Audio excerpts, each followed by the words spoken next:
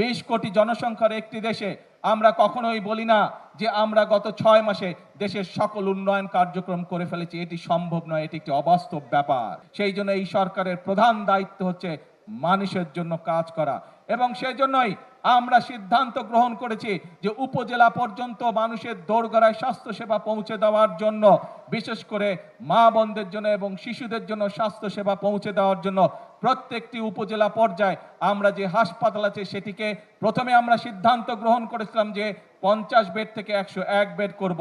গত 3 দিন আগে আমরা সিদ্ধান্ত গ্রহণ করেছি যে 101 বেড নয়, ওটিকে আমরা 151 বেডে রূপান্তর করব।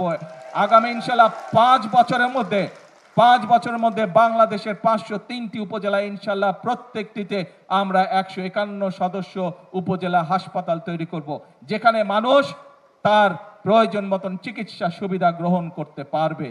প্রিয় ভাই বোনেরা, এই দেশকে বিধ্বস্ত করে রেখে গিয়েছিল ফ্যাসিবাদ। এই দেশকে, অর্থনীতিকে শুরু করে প্রত্যেকটি ব্যবস্থাকে ফোকলা করে রেখে গিয়েছে এই ফ্যাসিবাদ। আজকে বাংলাদেশের মানুষ সিদ্ধান্ত গ্রহণ করেছে দেশকে গড়ে তুলতে হবে। প্রিয় ভাই বোনেরা, সেই জন্যই আপনাদের নির্বাচিত সরকার আমরা দিন রাত পরিশ্রম করেছি। কিন্তু একটু আগেই আমি একটি কথা বলেছি আপনাদেরকে যে একটি শিশুও যখন জন্মগ্রহণ করে হাত ধরেও হাঁটতে শিখে, তাহলেও তার 15 থেকে 18 মাস সময় লেগে যায়। প্রিয় ভাই বোনেরা, 20 কোটি জনসংখ্যার একটি দেশে আমরা কখনোই বলি না যে আমরা গত 6 মাসে দেশের সকল উন্নয়ন কার্যক্রম করে ফেলেছি। এটি সম্ভব নয়, এটি একটি অবাস্তব ব্যাপার। প্রিয় ভাই বোনেরা, প্রায় 3 লক্ষ কোটি টাকার বিভিন্নভাবে দেনা করে রেখে গিয়েছে বিদ্যুৎ সেক্টরে একমাত্র সেই ফ্যাসিবাদী সরকার। আমি জানি বিগত কিছুদিন যাবৎ সমগ্র বাংলাদেশে মানুষ, গ্রামে গঞ্জে সব জায়গায় বাংলাদেশের মানুষ, অনেক জায়গায় গ্রামে গঞ্জে বাংলাদেশের মানুষ, ক্ষেত্র বিশেষে মফস্বল শহরগুলোতে, উপজেলা জেলা শহরগুলোতে বাংলাদেশের মানুষ বিদ্যুতের কষ্ট পাচ্ছে।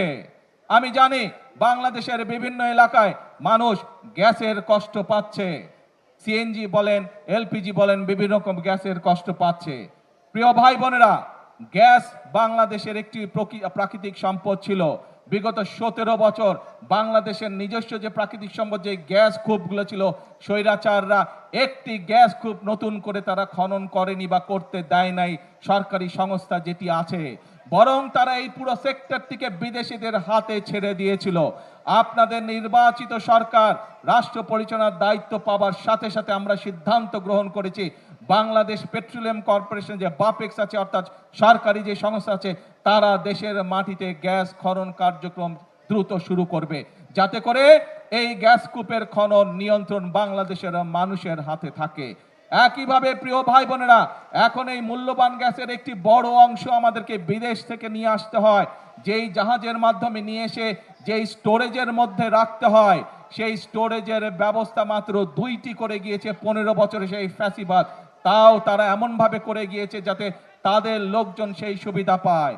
বিগত অন্তর্বর্তীকালীন সরকারের সময় একটি ব্যবস্থা নেওয়া হয়েছিল আরেকটি জাহাজের, কিন্তু অন্তর্বর্তীকালীন সরকার সেটিকে ক্যান্সেল করে দিয়ে গিয়েছে, যার ফলে আজকে দুইটি জাহাজের একটিতে হঠাৎ করে দুর্ঘটনা ঘটে যাওয়ার কারণে আজকে গ্যাসের এই সমস্যা দেখা দিয়েছে। আমরা এর মধ্যে এই কারিগরি ত্রুটি সারানো হয়েছে। আমি আশা করি ইনশাআল্লাহ আল্লাহর রহমত থাকলে আগামী কয়েকদিনের মধ্যে এই সমস্যা অনেকাংশে, গ্যাসের সমস্যা কমে আসবে।